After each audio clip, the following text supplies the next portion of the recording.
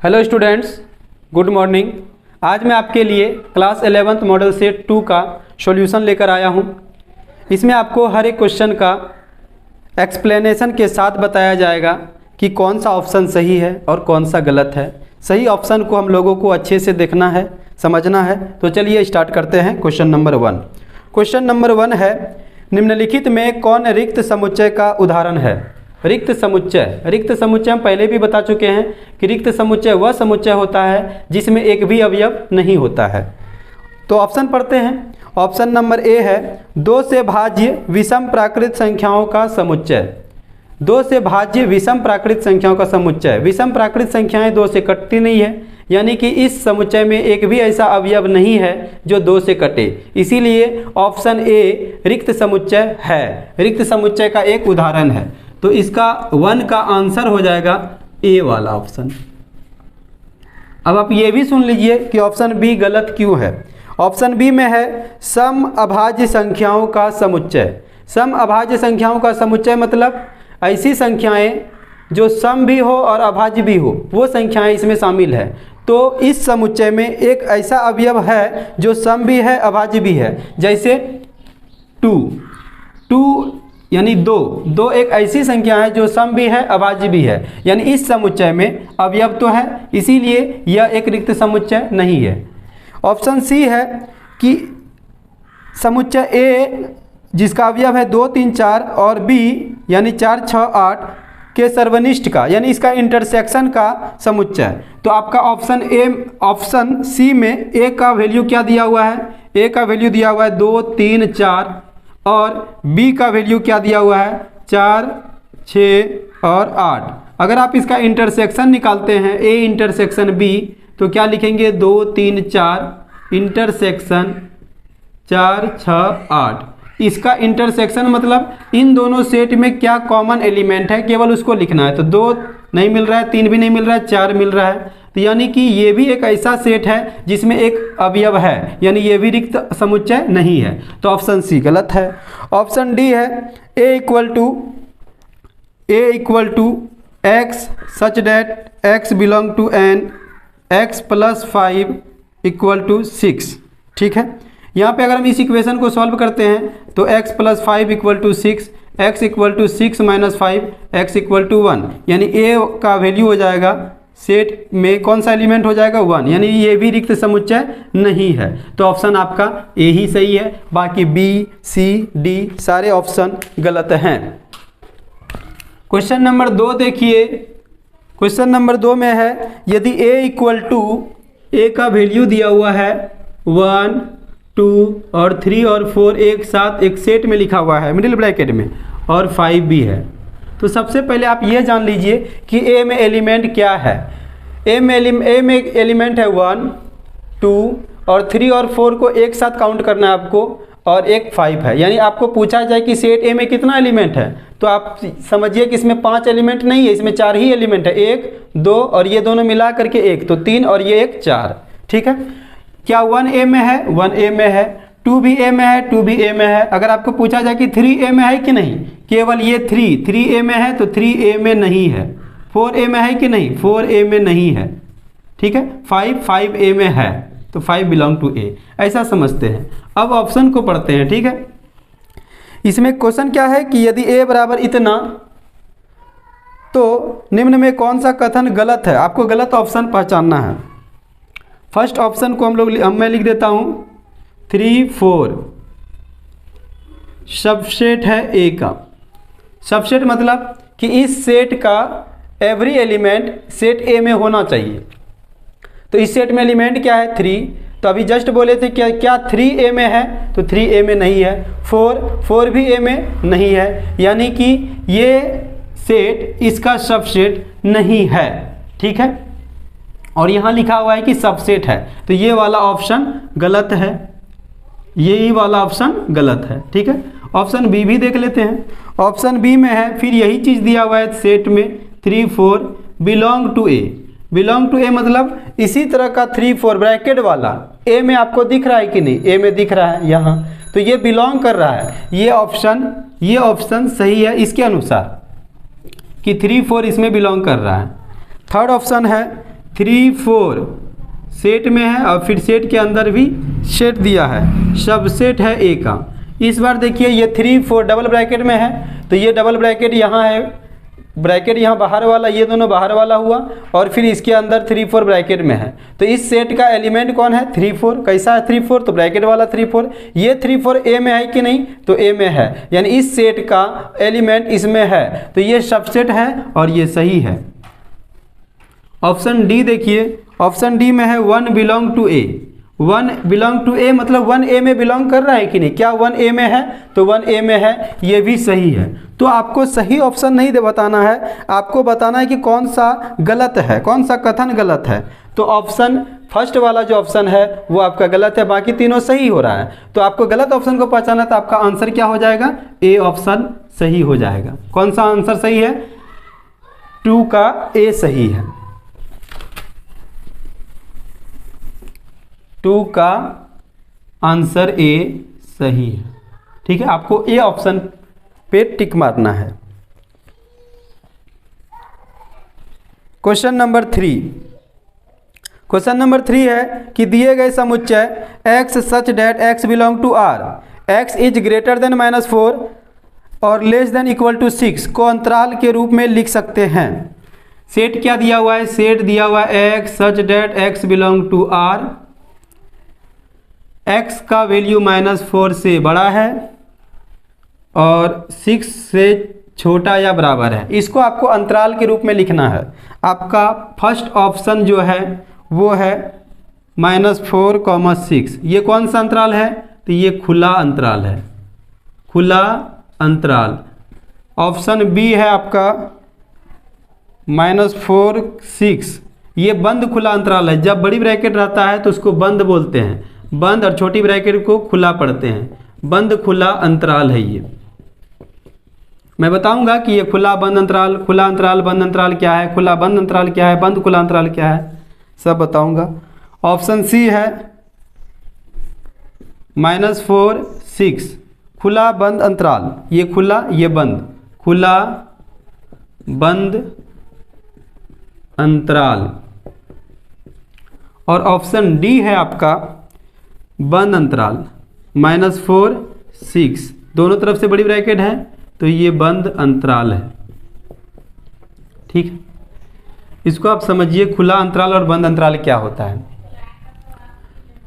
खुले अंतराल में, खुला अंतराल को छोटी ब्रैकेट से लिखते हैं, ठीक है, और बंद अंतराल को बड़ी ब्रैकेट लिखते हैं दोनों तरफ। अगर इधर छोटी ब्रैकेट इधर बड़ी ब्रैकेट लिखते हैं तो ये खुला बंद अंतराल कहलाता है, और इधर बड़ी ब्रैकेट इधर छोटी ब्रैकेट तो ये बंद खुला अंतराल होता है। ठीक है, मान लीजिए यहाँ ए है और बी 2 नंबर है, तो इसको आप, ये अभी है अंतराल रूप में, इसको आप लिखना चाहते हैं सेट बिल्डर फॉर्म में, तो यहाँ लिखेंगे x such that x belong to r, x का वैल्यू a से बड़ा होगा और b से छोटा होगा। ये हुआ खुला के लिए। बंद अंतराल में होगा x such that x belong to r, x का वैल्यू a से बड़ा और बराबर और b से छोटा या बराबर होगा। खुला बंद अंतराल में है x such that x belong to r, x का मान a से बड़ा होगा केवल और b से छोटा या बराबर होगा। और इसमें x such that x belong to r, x का मान a से बड़ा और बराबर तथा b से छोटा होगा। ठीक है, ये है अंतराल, ये खुला अंतराल है, ये बंद अंतराल है, ये खुला बंद अंतराल है, और ये बंद खुला अंतराल है। ठीक है, ये छोटी ब्रैकेट में है तो खुला अंतराल, ये बड़ी ब्रैकेट में है तो बंद अंतराल। अगर छोटी और बड़ी है तो खुला बंद, अब बंद और छोटी, बड़ी ब्रैकेट और छोटी ब्रैकेट है तो बंद खुला अंतराल। और इसको ये सेट बिल्डर फॉर्म में लिखा जाता है। जब बराबर का सिंबल रहता है तो बंद मतलब बड़ी ब्रैकेट लिखते हैं, और जब बराबर का सिंबल नहीं रहेगा, दोनों तरफ बराबर का सिंबल नहीं रहेगा तो छोटी ब्रैकेट में, दोनों तरफ यहाँ भी बड़ी मतलब कि बराबर का भी सिंबल रहेगा तो बंद अंतराल में लिखेंगे, यानी बड़ी ब्रैकेट में। यहाँ देखिए बराबर का सिंबल नहीं है तो यहाँ छोटी ब्रैकेट, यहाँ बराबर का सिंबल है तो बड़ी ब्रैकेट, यहाँ बराबर का सिंबल है तो बड़ी ब्रैकेट, यहाँ बराबर का सिंबल नहीं है तो छोटी ब्रैकेट। ठीक है, तो आपको इसको बताना है कि ये कैसा अंतराल है। इसको देखते ही आपको पता कर लेना है कि देखिए यहाँ पे बराबर का सिंबल नहीं है तो ये हुआ खुला, और यहाँ बराबर का सिंबल है तो ये हुआ बंद। तो खुला बंद अंतराल कौन सा है? खुला बंद अंतराल ये वाला है। तो ऑप्शन आपका कौन सा सही होगा? ऑप्शन सी आपका सही आंसर है। ठीक है, तो क्वेश्चन नंबर 4 में दिया गया है, दिए गए समुच्चय ए में ए बराबर कितना है? ए बराबर 1 3 5, बी बराबर 2 4 6 और सी बराबर 0 2 4 6 8 से सार्वत्रिक समुच्चय U बनाएं जो ए बी और सी पर आधारित हो। तो सार्वत्रिक समुच्चय मतलब ऐसा समुच्चय जो दिए गए सभी समुच्चयों का सुपर सेट हो, मतलब उसमें सेट ए के भी सभी अवयव होने चाहिए, सेट बी के भी सभी अवयव होने चाहिए और सेट सी के भी सभी अवयव होने चाहिए। तो ऑप्शन ए आपका क्या है? ऑप्शन ए में है एलिमेंट 0 1 2 3 4 5 6। तो आप देखिएगा कि इसमें ए का सब एलिमेंट है 1 3 और 5। ऑप्शन बी में, ऑप्शन ए में ही बी का सब एलिमेंट है कि नहीं? 2 4 6, 2 भी है, 4 भी है, 6 भी है। चलिए ठीक है। सी का देखिए एलिमेंट है 0 2 4 6 8। तो 0 तो है, 2 भी है, 4 भी है, 6 भी है, 8 नहीं है। तो सब एलिमेंट तो नहीं हुआ, ए का हुआ, बी का हुआ, सी का सारा एलिमेंट नहीं है, यानी ऑप्शन ए आपका यूनिवर्सल सेट नहीं हो सकता है। ऑप्शन बी में है फाइव। फाइव मतलब क्या? रिक्त समुच्चय, एम्प्टी सेट, नल सेट। तो फाइव तो कभी यूनिवर्सल सेट नहीं हो सकता है, तो ऑप्शन बी आपका गलत है। ऑप्शन सी में है एलिमेंट 0 से लेके 10 तक, 0 1 2 3 4 5 6 7 8 9 10। ठीक है, इसमें आपको ए का सारा एलिमेंट मिल जाएगा 1 3 5, बी का भी सारा एलिमेंट मिल जाएगा 2 4 6 और सी का एलिमेंट भी मिल जाएगा 0 2 4 6 8। ठीक है, तो यानी कि ऑप्शन सी जो है एक ऐसा सेट है जिसमें ए का, बी का, सी का तीनों का एलिमेंट शामिल है, इसीलिए ऑप्शन सी को यूनिवर्सल सेट हम इस समय ले सकते हैं, क्योंकि इसमें ए बी सी से आधारित हम लोगों को यूनिवर्सल सेट बनाना है, यानी ऐसा समुच्चय जिसमें ए बी सी के सभी अवयव शामिल हो। तो ऑप्शन सी यूनिवर्सल सेट है, इसमें कोई डाउट नहीं है। क्वेश्चन नंबर 5 देखिए, एक वेन डायग्राम दे रखा है। इस वेन डायग्राम में होता क्या है? वेन डायग्राम में यूनिवर्सल सेट को एक आयत द्वारा दर्शाते हैं और उसके उप समुच्चयों को हम लोग वृत्त द्वारा दर्शाते हैं। ए और बी दो सेट दे रखा है। ए में एलिमेंट है आपका, यहाँ एलिमेंट है 1 3 और यहाँ बीच में है 4 5, उसके बाद यहाँ 2 6 और यहाँ 7 और यहाँ 8 है। ठीक है, और पूछा गया है कि दिए गए वेन आरेख से समुच्चय ए ज्ञात कीजिए। समुच्चय ए का वैल्यू निकालना, यानी ए वाले हिस्से में क्या क्या एलिमेंट आ रहा है। तो ए में 1 आ रहा है, 3 आ रहा है, 4 आ रहा है, 5, वह ए में केवल देखना है, यानी ए में आपका एलिमेंट है 1 4 3 5। तो 1 4 3 5 आपका कहाँ है? 1 4 3 5, 1 4 3 5 आपका ऑप्शन डी में है, यानी कि क्वेश्चन नंबर 5 का आंसर हो जाएगा आपका डी वाला ऑप्शन आपका सही है। क्वेश्चन नंबर 6 देखिए, क्वेश्चन नंबर 6 का सॉल्यूशन। क्वेश्चन नंबर 6 में है ए बराबर, एक सेट दे दिया है कि यदि ए बराबर 3 5 7 9 11, बी बराबर 7 9 11 13, सी बराबर 11 13 15 और डी बराबर 1 5 7, तो हम लोगों को वैल्यू निकालना है A union D intersection B union C, इसका वैल्यू हम लोगों को निकालना है। तो सबसे पहले हम लोग क्या करेंगे? ए यूनियन डी निकाल लेंगे। क्या निकाल लेंगे? ए यूनियन डी, और फिर निकाल लेंगे बी यूनियन सी। जब ये दोनों निकल जाएगा तो इन दोनों का फिर इंटरसेक्शन निकाल देंगे, आपका आंसर तैयार हो जाएगा। तो ए और डी का पहले यूनियन निकालिए, जिसमें ए का आपका एलिमेंट क्या है? 3 5 7 9 11, यूनियन डी का वैल्यू क्या? डी में एलिमेंट है 1 5 7। यूनियन में क्या करते हैं बच्चों? यूनियन में ए दोनों सेटों के एलिमेंट को पूरा मिला करके लिख देते हैं और किसी भी एलिमेंट को रिपीट नहीं करते, यानी टोटल एलिमेंट को आपको लिखना होता है। तो सारे एलिमेंट को लिखिए, 3 5 7 9 और 11 लिख दिया इस सेट का सारा एलिमेंट। और एक चीज़ ध्यान रखिएगा कि किसी भी एलिमेंट को रिपीट नहीं करना है। यहाँ क्या है? ए 1, तो 1 आप लिख दीजिए। फिर क्या आया? 5 आप लिख चुके हैं, मत लिखिए, 5 डबल नहीं लिखना है। फिर 7 है तो 7 भी लिख चुके हैं, तो 7 भी नहीं लिखना है, यानी ये हुआ आपका ए यूनियन डी का वैल्यू। अब आप क्या कीजिए? बी यूनियन सी का भी वैल्यू निकाल ही लीजिए, जिसमें बी का वैल्यू आपका दिया हुआ है 7 9 11 और 13, और यूनियन सी का वैल्यू कितना है? सी का वैल्यू है 11 13 और 15। इसका आप यूनियन निकालिएगा तो फिर वही चीज़ कि दोनों सेट के एलिमेंट को आपको लिखना है 7, 9, 11, 13। अब 11 लिख चुके हैं आप, 13 भी लिख चुके हैं, तो रिपीट मत कीजिए, क्या लिखिएगा 15। अब आपको करना क्या है, इन दोनों में ए यूनियन डी में, यानी इसका आंसर ये जो आया और इसका आंसर ये जो आया, इन दोनों में इंटरसेक्शन निकालना है। तो जब हम इन दोनों का इंटरसेक्शन निकालेंगे तो करेंगे क्या, इसके कॉमन एलिमेंट को लिखेंगे। कॉमन एलिमेंट देखिए दोनों में क्या है, 7 इसमें भी है इसमें भी है, तो आपका आंसर हो जाएगा 7। 9 इसमें भी है और इसमें भी है तो 9।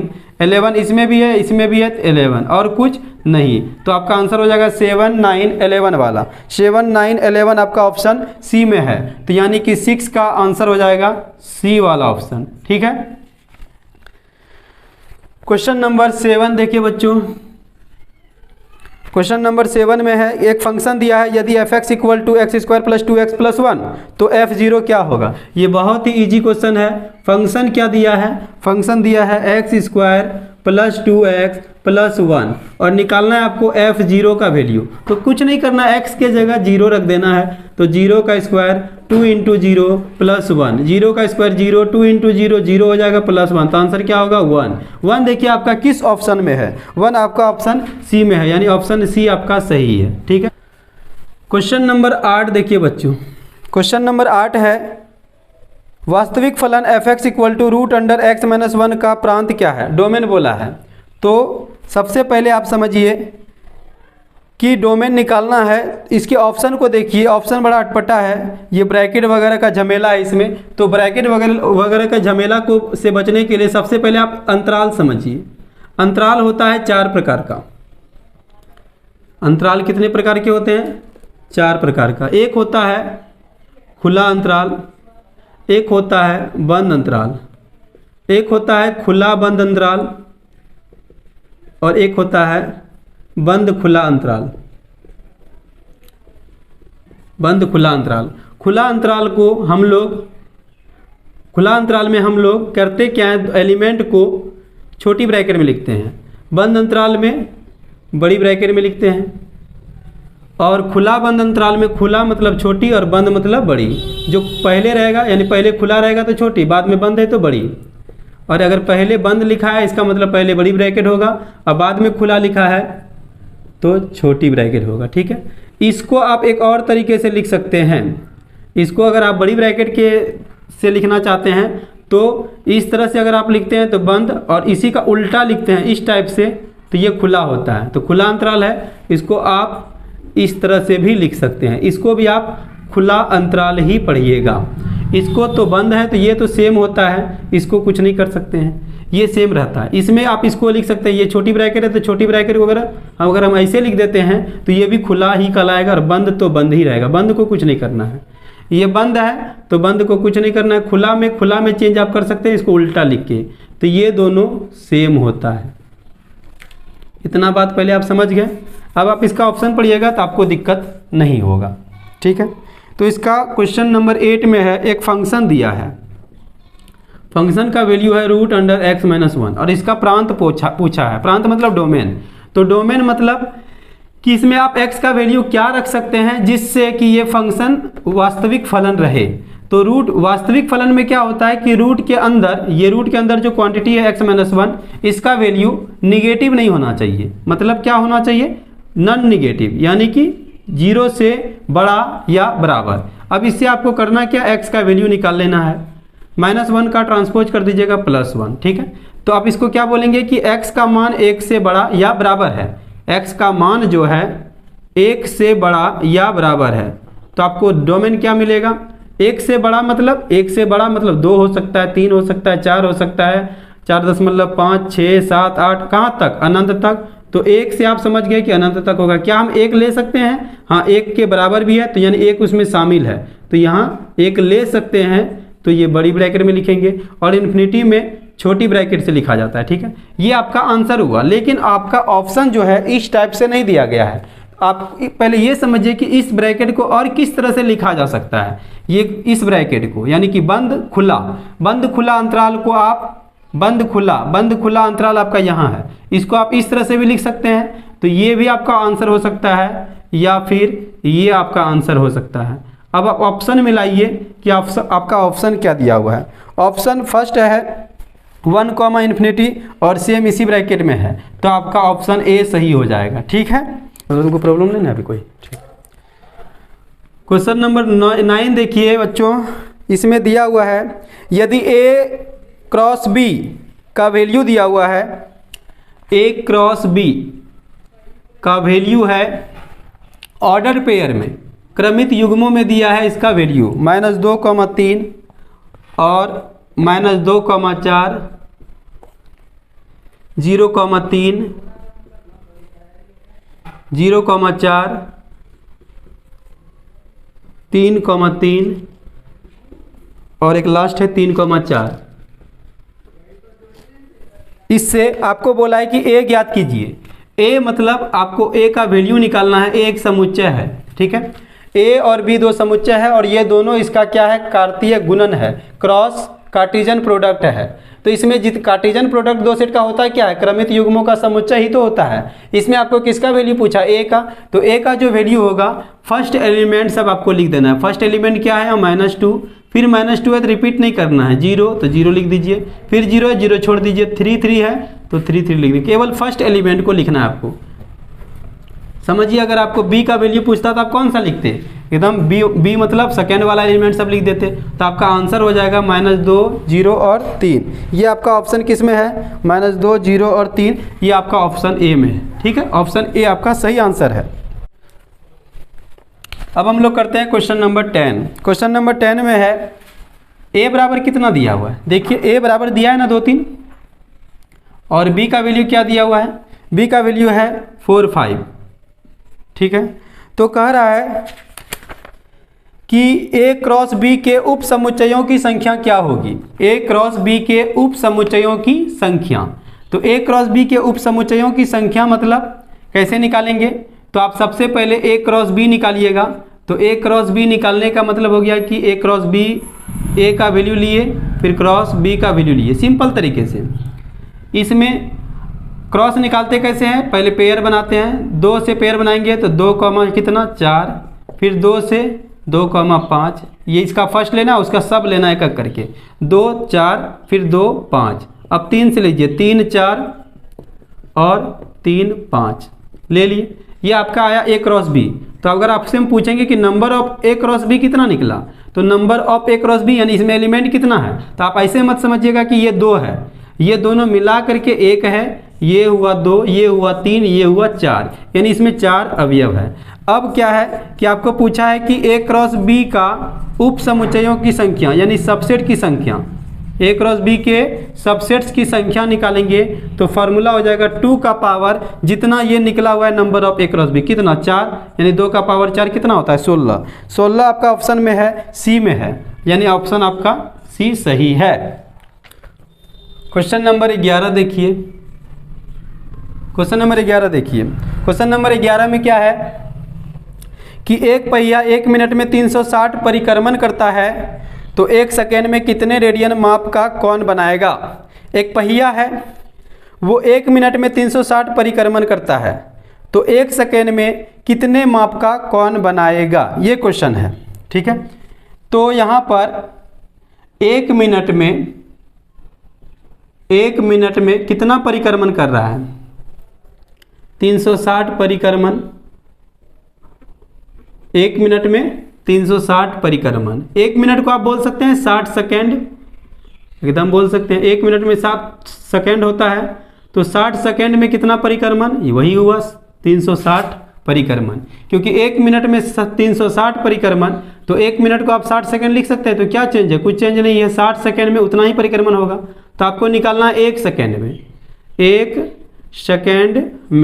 1 सेकेंड में कितना परिक्रमण होगा, तो एक नियम से 360/60, 0 0 कट जाएगा, 6 से 36 कितना बार में, 6 बार में, यानी आया आपका कितना परिक्रमण, 6 परिक्रमण। ठीक है, अब बोल रहा है कि 1 सेकेंड में कितना रेडियन माप का कौन बनाएगा। तो आपको पता होगा कि एक परिक्रमण में कितना डिग्री का कौन बनता है, 360 डिग्री का, और 360 डिग्री को रेडियन में क्या बोलते हैं, 2 पाई। तो एक परिक्रमण में 2 पाई रेडियन का कौन बनता है, 2 पाई रेडियन का कौन बनता है। तो बोलिए कि 6 परिक्रमण में कितना होगा, 6 गुना 2 पाई, यानी कि 12 पाई रेडियन का कौन बनेगा एक 6 परिक्रमण में। और 6 परिक्रमण मतलब 1 सेकेंड, इसलिए बोल सकते हैं आप कि 1 सेकेंड में कितना रेडियन, 12 पाई रेडियन का कौन बनाएगा। यानी ऑप्शन आपका कौन सा सही है, ऑप्शन आपका बी सही है। क्वेश्चन नंबर 12, क्वेश्चन नंबर 12 में है साइन 765 डिग्री का मान क्या है। साइन 765 डिग्री का मान पूछा है, तो आप साइन 765 को क्या ऐसे लिख सकते हैं, 2 गुना 360। 2 गुना 360 मतलब क्या हुआ, 360 गुना 2 720 हो गया। और 720 में कितना जोड़ने से 765 होगा, 45। तो यहाँ पर एक फार्मूला काम आएगा आपको, यहाँ पे फार्मूला लगेगा sine 2 into 360 degree plus theta. Sine 2 गुना 360 डिग्री प्लस थीटा होता है साइन थीटा। 2 गुना नहीं, n गुना, n मतलब 1 गुना 2 गुना 3 गुना 4 गुना कुछ भी होगा तो साइन थीटा। तो यहाँ पे n की जगह कितना है, 2 है, तो कोई दिक्कत नहीं, n का वैल्यू 2 हो गया। तो फार्मूला तो वही लग रहा है, तो साइन n गुना 360 प्लस थीटा होता है साइन थीटा। यानी आप यहाँ लिखेंगे साइन 45, और साइन 45 का मान होता है 1/√2। ठीक है। Question number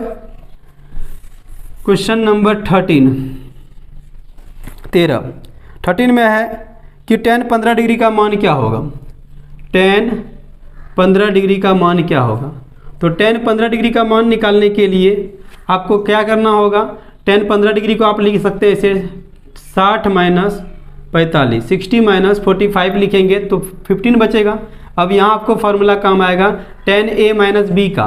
tan a minus B का फार्मूला होता है tan a, ये आपका a है और ये आपका b है, तो tan a minus tan b by 1 plus tan a into tan b। क्या बोले, tan a माइनस बी का formula, tan a minus B का फार्मूला होता है tan a minus tan b by 1 plus tan a into tan b। a की जगह 60 लिखना है, b की जगह 45। तो देखिए tan a मतलब tan 60 माइनस tan b यानी tan 45 by 1 plus tan a मतलब tan 60 इंटू tan b यानी tan 45। अब बोले tan 60 का मान √3, tan 45 का 1 और 1 प्लस tan 60 का √3 और फिर tan 45 का 1। यहाँ आप लिखिएगा √3 माइनस 1 और नीचे 1 प्लस √3 माइनस 1 बाय √3 प्लस 1। ठीक है। तो अब आपको क्या कीजिएगा, ये भी आपका आंसर सही है, लेकिन ऑप्शन में ऐसा वैल्यू नहीं दिया हुआ है। ठीक है, तो आप इसको आगे भी बढ़ा सकते हैं। तो आगे बढ़ाइएगा तो क्या कीजिएगा, इसका रेशनलाइज कर दीजिएगा। हर का परिमेकरण √3 प्लस 1 है तो √3 माइनस 1 से गुना हो जाएगा। तो √3 माइनस 1 से गुना करने पर हो गया क्या, √3 माइनस 1 को इंटू कीजिएगा √3 माइनस 1 का होल स्क्वायर और नीचे a plus B a minus B. यहाँ पे एक सर्व समीका आ रहा है यानी कि आइडेंटिटी, तो यहाँ फॉर्मूला हो जाएगा a स्क्वायर माइनस b का स्क्वायर, ऐसा लिख सकते हैं। अब यहाँ पे क्या करना है, √3 माइनस 1 का होल स्क्वायर को a माइनस बी के होल स्क्वायर से ब्रेक कर दीजिए।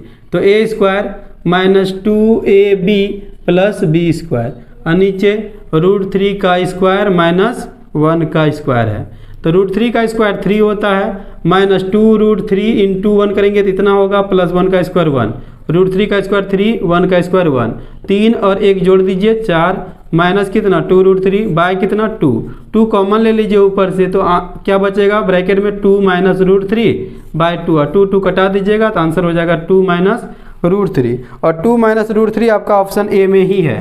तो फर्स्ट ऑप्शन आपका एकदम सही है। ठीक है। क्वेश्चन नंबर 14 देखिए बच्चों, क्वेश्चन नंबर 14 में है साइन 36 डिग्री, साइन 36 डिग्री, फिर cos 9 degree, cos 9 degree plus cos 36 degree into sine 9 degree.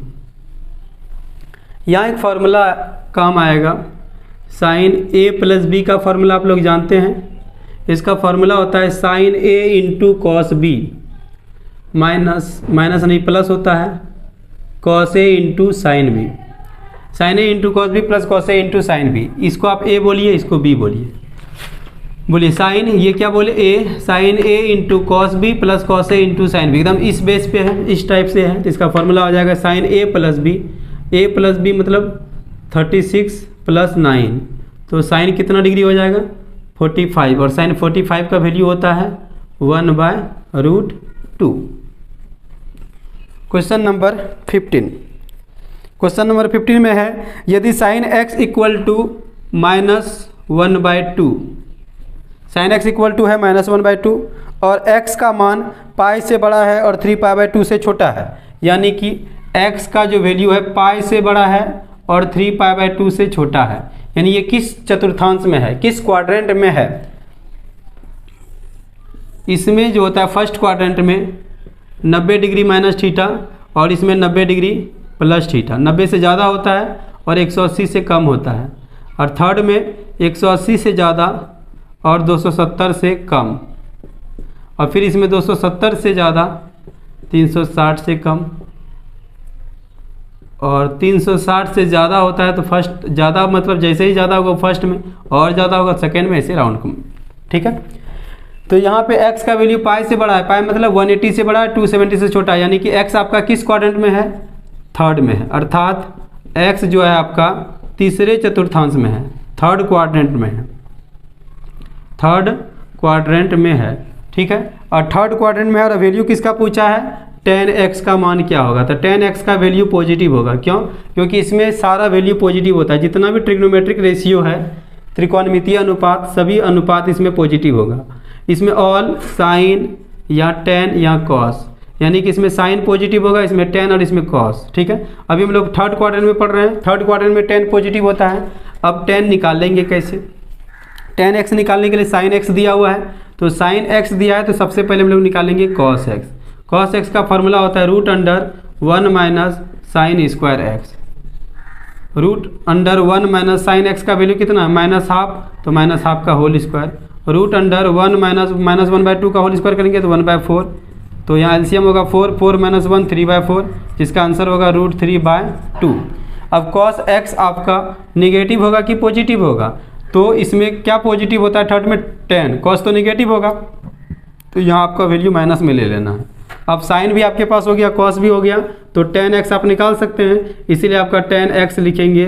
tan x का फॉर्मूला होगा sin/cos, साइन का वैल्यू है -1/2 और cos का वैल्यू है -√3/2, 2 कट जाएगा, माइनस माइनस भी कट जाएगा, आंसर हो जाएगा 1/√3।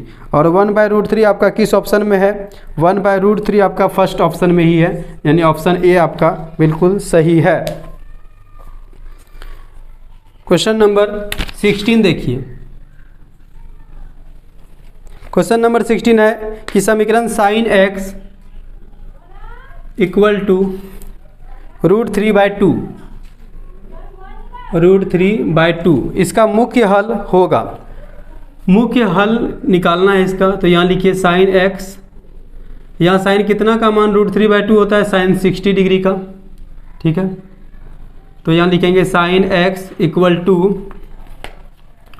साइन 60 डिग्री का भी मान √3/2 होगा, और कहाँ पे होगा, आप इसको लिख सकते हैं साइन 180 माइनस थीटा, यानी 180 माइनस 60, क्योंकि साइन 180 माइनस थीटा फिर साइन थीटा ही हो जाएगा। थर्ड में तो साइन नेगेटिव होगा, इसलिए नेगेटिव नहीं ले सकते हैं, अब फोर्थ में भी नेगेटिव होगा तो नहीं लेंगे, दो ही क्वाड्रेंट में ये पॉजिटिव हो सकता है। यहाँ लिखिए साइन x, यहाँ साइन 60 डिग्री, 60 डिग्री को आप बोल सकते हैं पाई/3, और यहाँ होगा क्या पाई-पाई/3, 180 को पाई लिखते हैं, 60 को पाई/3 लिखते हैं, तो आप यहाँ लिखिए साइन x, साइन कितना पाई/3, और यहाँ हो जाएगा साइन 2π/3। ठीक है, तो यहाँ आपका मुख्य हल निकालना है, तो साइन x इक्वल टू इतना है, तो साइन साइन कैंसिल करेंगे तो x इक्वल टू पाई/3, और यहाँ इन दोनों को जब बराबर करेंगे तो x का वैल्यू होगा 2π/3, तो इसका मुख्य हल होगा पाई/3 और 2π/3, जो कि आपका ऑप्शन ए में है, तो आपका ऑप्शन ए सही है। क्वेश्चन नंबर 17, क्वेश्चन नंबर 17 में है 2 cos² x इक्वल टू 1। ठीक है, तो cos square x equal to क्या होगा 1/2। Cos square x equal to, इसमें स्क्वायर है तो इसको भी स्क्वायर के फॉर्म में लिखिए। इसको आप क्या लिख सकते हैं 1/√2 का होल स्क्वायर, क्योंकि 1 का स्क्वायर 1 और √2 का स्क्वायर 2 आएगा। कॉस स्क्वायर एक्स, कॉस कितना का वैल्यू 1/√2 होता है, तो कॉस 45 का वैल्यू √2 होता है। कॉस 45 डिग्री का, 45 मतलब π/4 का वैल्यू, तो स्क्वायर हो जाएगा। इधर लिखेंगे cos square x equal to, इसको भी लिखेंगे कॉस स्क्वायर π/4, ठीक है। क्योंकि जब हम लोग कॉस थीटा का होल स्क्वायर करते हैं तो ये नहीं लिखते हैं कि कॉस थीटा स्क्वायर, लिखते हैं कॉस स्क्वायर थीटा, एंगल का स्क्वायर नहीं करते हैं। तो यहाँ पे एक फार्मूला लगेगा, ये फार्मूला है cos square x equal to cos square y. यदि cos square x equal to cos square y तो x equal to n pi plus minus y होता है, जहाँ ये जो n है n बिलोंग टू z होता है, यानी n एक इंटीजर है। तो यहाँ cos square x equal to cos square y, इसको आप y समझिए, तो फार्मूला में लिखिए x equal to n pi plus minus y, n pi plus minus y, y के जगह π/4। ये आपका ऑप्शन सही है, n pi plus minus π/4। Question number 18 देखिए बच्चों, इसमें है cos x इक्वल टू कितना 3/5 और x का वैल्यू 0 से बड़ा है और π/2 से छोटा है। निकालने बोला है क्या, sin x/2 का मान क्या होगा। एंगल देखिए, यहाँ एंगल x है, यहाँ x/2 है। x आपका किस क्वाड्रेंट में है, x आपका फर्स्ट में है, क्योंकि 0 से बड़ा है और π/2 से छोटा है, तो x/2 भी किस में होगा, फर्स्ट में ही होगा। फर्स्ट में होगा तो sin x/2 का वैल्यू पॉजिटिव होगा, इतना तो आप फिक्स हो गए, समझ गए कि इसका वैल्यू पॉजिटिव लेना है। तो पहला जो ऑप्शन है √5 है, दूसरा ऑप्शन -1/√5 है, ये तो कभी हो ही नहीं सकता है। बी नंबर एकदम गलत है, डी नंबर भी गलत है। अब आपको ए और सी में सोचना है कि ए सही होगा कि सी सही होगा। तो यहाँ पे आप फार्मूला लिखिए, ये फार्मूला आप लोगों को पता होगा cos 2 थीटा का, cos 2 थीटा का 1 - 2 sin स्क्वायर थीटा। एक बात और बता देना चाहेंगे, cos 2 थीटा का फार्मूला 11th में आप पढ़े होंगे, पहला फार्मूला पढ़े होंगे cos square theta minus sine square theta, ठीक है। दूसरा फार्मूला होता है 2 cos स्क्वायर थीटा -1। तीसरा फार्मूला है 1 - 2 साइन स्क्वायर थीटा, और चौथा है 1 - tan square theta by 1 + tan square theta.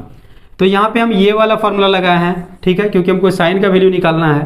तो यहाँ से क्या कीजिए, आप cos थीटा निकाल लीजिए।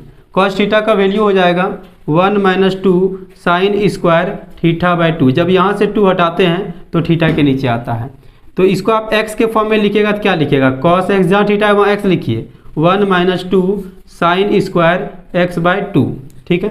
तो यहाँ पे cos x का वैल्यू कितना है 3/5, लिख दीजिए 3/5 equal to 1 - 2 sine square x/2। 2 sine square x/2 minus में है, इस साइड इसको ले आइए तो प्लस में हो जाएगा। तो 2 sine square x/2 equal to उधर क्या बचा 1 और 3/5 इस साइड प्लस में है और इसको RHS में ले जाइएगा तो माइनस में हो जाएगा। 2 साइन स्क्वायर x/2 का वैल्यू हो जाएगा, यहाँ एलसीएम ले लीजिए 5, यहाँ 5 - 3 यानी 2/5। तो 2 sine square x/2 equal to 2/5। 2 कटा सकते हैं आप एक बार में, तो यहाँ sign square x/2 equal to 1/5। तो साइन x/2 का वैल्यू निकालने के लिए स्क्वायर को आपको ट्रांसपोज करना होगा, स्क्वायर हटाएंगे तो स्क्वायर रूट हो जाएगा और इसका वैल्यू 1/√5 होगा।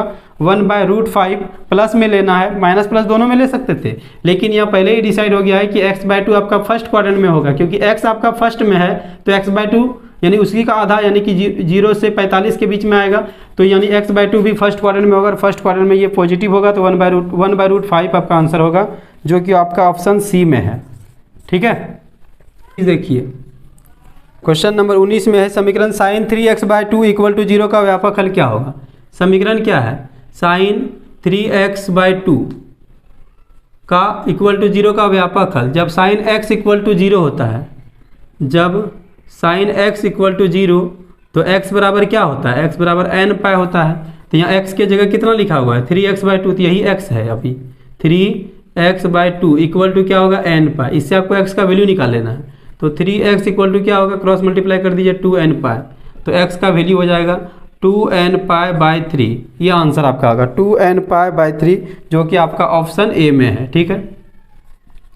क्वेश्चन नंबर 20 में है बच्चों, यदि cos x equal to -1/2 cos x equal to -1/2, तो cos 2x का मान बताइए। cos 2x का फॉर्मूला लगाइएगा 2 cos square x minus 1। 2 cos x का वैल्यू -1/2 है तो -1/2 का होल स्क्वायर -1।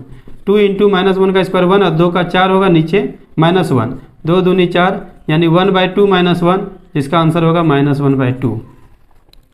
-1/2 ये आपका ऑप्शन सी में है। ठीक है।